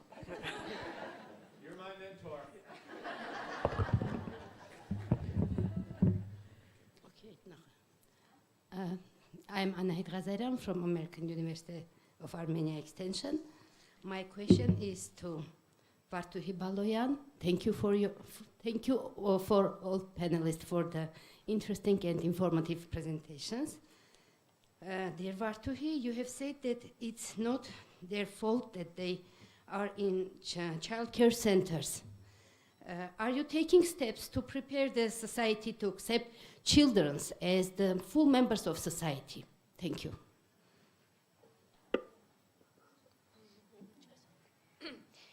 I will maybe answer in English. Yes, we are taking steps. First of all, that organization has about 40 personnel. We are just the regular members of the society, and maybe in the mentality of our parents' generation, the children in orphanages, they are different from the way we now receive these children. We constantly talk about our staff members, and our children attend public schools, and we also work with the teachers from public schools to make sure that they treat these children equally, so that they are not treated as if, they are institutionalized children. There is a difference. Of course, there is great work to be done in this aspect, because that's very difficult and there are a lot of steps to take. But within 30 years of its existence, the organization has done a lot of things toward this, so that these children are accepted equally. There is no difference whether you are from an orphanage or you go to that public school from a regular home environment. You should be treated equally, so we are constantly working, and the schools where our children are attending, they are already more prepared to treat these children equally. I can say they're more prepared, the personnel there is more prepared than compared to a lot of other schools where teachers do not have children from orphanages. So this is just one way, working with with public schools, so that these children are not stigmatized, or maybe, I don't know, so that they really feel they are equal.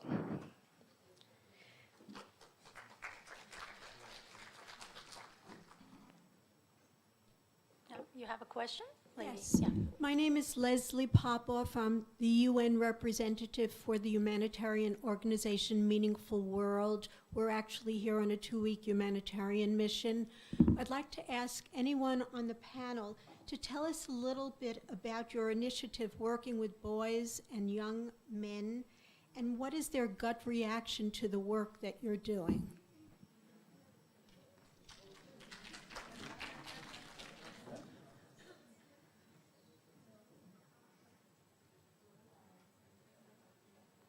Perhaps I will try to take this one. I've been coordinating for the last years the Women's Mentoring Program in partnership with the United States Embassy in Yerevan. I must be honest here and say that we have no research done on that particular very important, obviously significant area. But I'm afraid whatever we cite here will be the anecdotal evidence as opposed to some evidence-based research, which we don't have. If somebody in the audience or on the panel would like to particularly address the issue based on some, data, you're welcome. Yeah, but thank you. That is a significant question.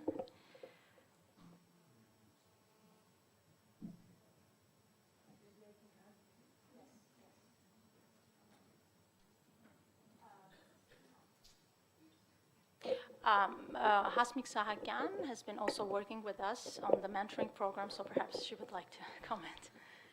Շնորհակալություն, ես օգտվեմ հնարավորությունից մի փոքր բազաբանում մտցնեմ։ Տիկին Քարտն այսօր ներկայացրեց ծրագիրը եւ իմ կազմակերպությունը նույնպես մաս է կազմում մենթորական ծրագրի։ Ասեմ ձեզ, որ դրանք ընդհանրապես սերմերն են, որ մենք հիմա իրականացնում ենք, որովհետեւ 4 շրջափուլ է իրականացվել եւ դա անշուշտ բավական չէ, որպեսզի մենտորական մշակույթը մտնի մեր բիզնես մշակույթի մեջ, սակայն այդ 4 տարիները ցույց են տվել, որ իսկապես դրա անհրաժեշտությունը կա եւ երիտասարդները դրա կարիք ունեն եւ նաեւ մենտորները։ Եվ այս վերջի 1 ամիսը, երբ որ մենք ավարտին էինք մոտեցնում մեր ծրագիրը, որ ավարտվեց ամսի 6-ին ապրիլի, տարբեր տեղերում ելույթներ էին ունենում մեր կանայք վերաբերյալ մենտորական ծրագրի եւ ժուրնալիստները եւ պատկան մարմինները տարբեր կազմակերպություններից հարց էին տալիս, իսկ ինչու չի արվում մենտորական ծրագրեր նաեւ տղամարդկանց համար։ Սա իսկապես շատ կարևոր հարց է եւ մենք կազմակերպիչներով երբեմն սկսել ենք ավելի շատ մտածել իսկապես եկեք չարացնենք կանանց, իհարկե մենք շատ լավ հասկանում ենք, որ իսկապես կանանց ներուժը պետք է օգտագործվի, լիովին չի օգտագործվում եւ հենց երիտասարդ կանանց եւ աղջիկների համար մենտորական ծրագիրը, որ արվում է ԱՄՆ դեսպանատան կողմից, առաջի այսպես ասած ծերնակն է, բայց հուսով ենք, որ նմանատիպ մոդելը, այս մոդելը կարող է օգտագործվել, կիրառվել եւ զարգացվել ապագայում, ինչի համար կարծում եմ, որ դրանից օգուտ կստանա ոչ միայն յուրաքանչյուր մենթոր եւ մենթի, որոնք որ կմասնակցեն այդ ծրագրում, այլև ամբողջ հասարակությունը։ Շնորհակալություն։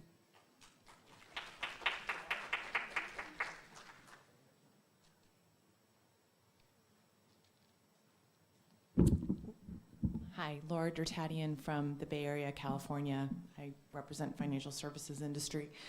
My question is specifically, I guess, for Lee. In relationship to the mentor program, are the mentors in which you're seeking located here in Armenia, or are they global, or both? And if global, how are you reaching out to the various women? Because I have access to some of the most brilliant women in the Bay Area, some of which are actually sitting here in this audience.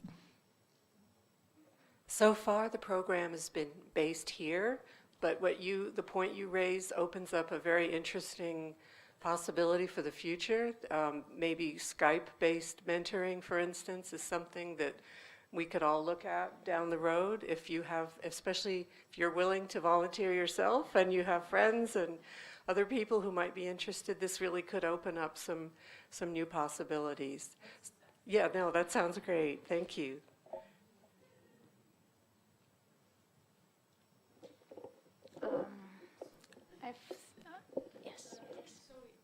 Actually, I'm in mentor program with Cherry Blair Foundation, and we are doing it on Skype with World Bank, so it could be possible to do it in Armenia. By the way, I had not a question, maybe a request for both Naira and Vartuhi. Did you raise your daughters or the girls in your foundation that Armenia is not only a boys' country, it should be women's country. If we raise our daughters or our girls in that way, so we were in power. This is my, I'm talking from my heart. It's not, I really raise my boy that this is not only a boy country. It's you are equal with my daughter. So this is my request for both of you. Thank you. By the way, my name is Aline. I'm the CEO of Halep Stores, Middle Eastern Market. Thank you.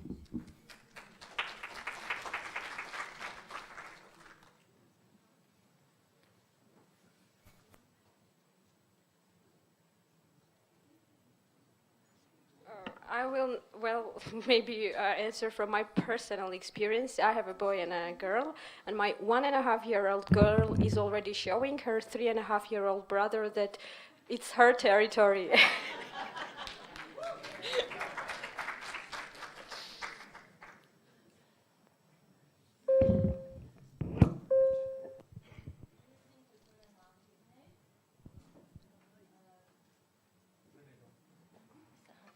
Ես ինքս ունեմ երկու աղջիկ եւ նրանց էլ, ասենք, միշտ կարողանում եմ խոսել, ասել նրանց հետ, որ սա իհարկե ոչ միայն տղաների երկիր է, այլ նաեւ աղջիկների եւ եթե հիմա խոսեմ իմ օրինակի վրա, իմ երկու աղջիկն էլ այս կյանքում հասել են արդեն այն փուլին եւ հնարավորություն են ձեռնել հասնել նրան, ինչ որ կհասնեին նաեւ տղաները։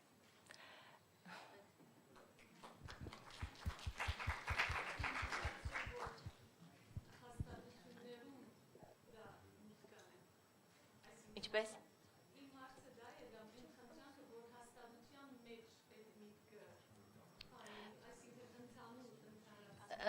հենց մեր կազմակերպության մասին է խոսքը։ Մենք անգամ ունենում ենք այդպես զրույցներ, տղամարդու դերը կյանքում եւ նաեւ հրավիրում ենք տարբեր տեղերից, ասենք գործարար մարդկանց, կայացած տղամարդկանց, որոնք կիսվում են աղջիկների հետ իրենց մտքերով եւ աղջիկների մոտ իհարկե չի ստեղծվում այտենց ինչ որ միտք, որ գուցե ասենք միայն սա տղամարդկանց երկիր է եւ ոչ թե աղջիկների։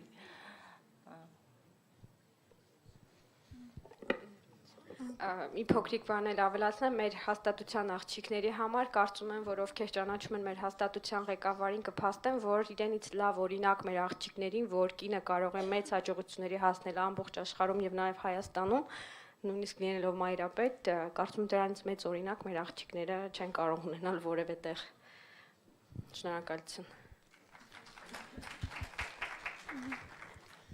Ես Մարգարետա Գրիգորյանն եմ, ներկայացնում եմ մեր տուն հասարակական կազմակերպությունը եւ խոսքս հիմնականում հարցը ուղղում եմ Վարդուհի Բալոյանին։ Դուք նշեցիք, որ կան հոգեբանական տրավմաներ, որոնք մանկությունից են գալիս երեխաների մոտ եւ նրանք հիմնականում չեն ճանաչում, այսինքն դերային խնդիր կա այստեղ, այսինքն մայր, հայր, ամուսին, կին փոխհարաբերությունների մասին խոսքը գնում է։ Եվ ուզում եմ նշել, ինչ միջոցներ եք դուք կիրառում այդ փոխհարաբերությունները երեխաներին սովորեցնելու եւ հիմնականում ինչ, այսինքն տղամարդու եւ կնոջ դերը որպես այդպիսին, մանավանդ հոր եւ մոր կերպարը, ինչպիսի մեթոդներով եք դուք աշխատում այդ երեխաների հետ, որպեսզի նրանց գիտակցության մեջ ամբողջությամբ ամրագրվի այդ կերպարները։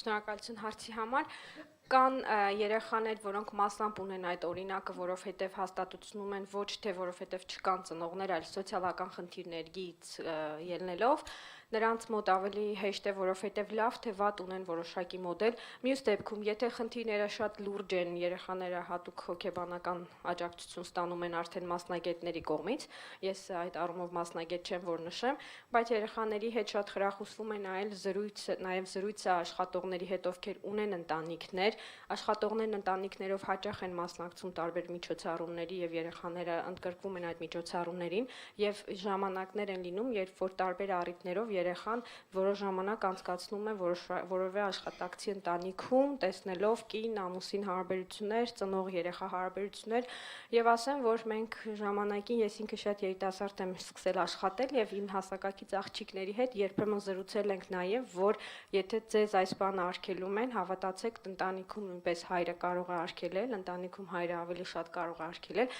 այսինքն փորձը մեր ցույց է տվել, որ բացի մասնագիտական մոտեցումներից եւ բացի մասնագետների հետ զրույցներից անձնական շփումը նույնպես շատ արդյունավետ է, երբ որ երիտասարդին մյուս երիտասարդը, որը այլ, այսինքն ընտանեկան միջավայրում է ապրում, ասում է, որ այո, այնինչ քեզ ասում են հոր եւ մորտերի համար, մասամբ կամ լիովին համապատասխանում է իրականության, այսինքն տարբեր մեթոդներ եւ անձնական շփումները եւ ընտանիքում հարաբերվելու այդ հնարավորությունը եւ նաեւ մասնագիտական հոգեբանական աջակցությունը, որ ստանում են։ Շնորհակալություն։ Ուզում եմ եւ մի նկատառում եւս անել, ես նույնպես մասնակցել եմ Ամերիկայի դեսպանատան կողմից կազմակերպվող կանանց մենթորային ծրագրին, հրաշալի ծրագիր է եւ այստեղ խոսք գնաց նաեւ տղաների մասին, նույնը տղաների վերաբերյալ այսքան ծրագիրը շարունակվի։ Ես ուզում եմ նկատառման միջոցով ասել, որ սա իմ կարծիքով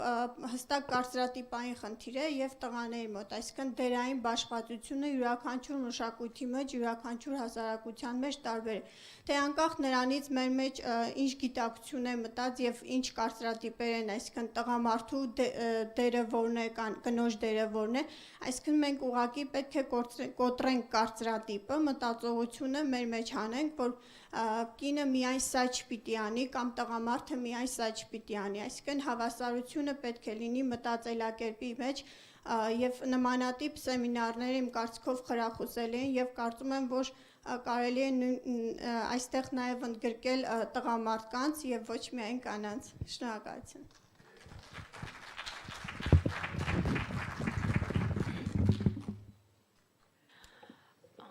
Good morning. I have one quick question, more like a comment as we go forward. Thank you all. My name is Armina Matensian. I am following Laura's footsteps from Bay Area, United States. I'm in IT, technology, also in nonprofit representing Iowa SF. And my question is, as we talk about mentorship, which is wonderful and it's very important, thank you for all your insights, and I will follow up with some of you as I'm working with both corporate to academia mentorship programs back in US. My question is follow on networking opportunities. We need to let our young ladies, men as well, learn how to network and follow through. And being from Iowa, I understand there's a lot of nonprofit organizations. People are trying to help. A lot of organizations exist. Is there a central focal point where we can go and say, okay, these are the organizations, this is what they're doing? Has anyone thought about putting it together? Maybe it exists, I don't know, but it's just something to think about as the follow-up to the conference. If something exists, I want to know, and if not, maybe we can collectively decide how to move forward.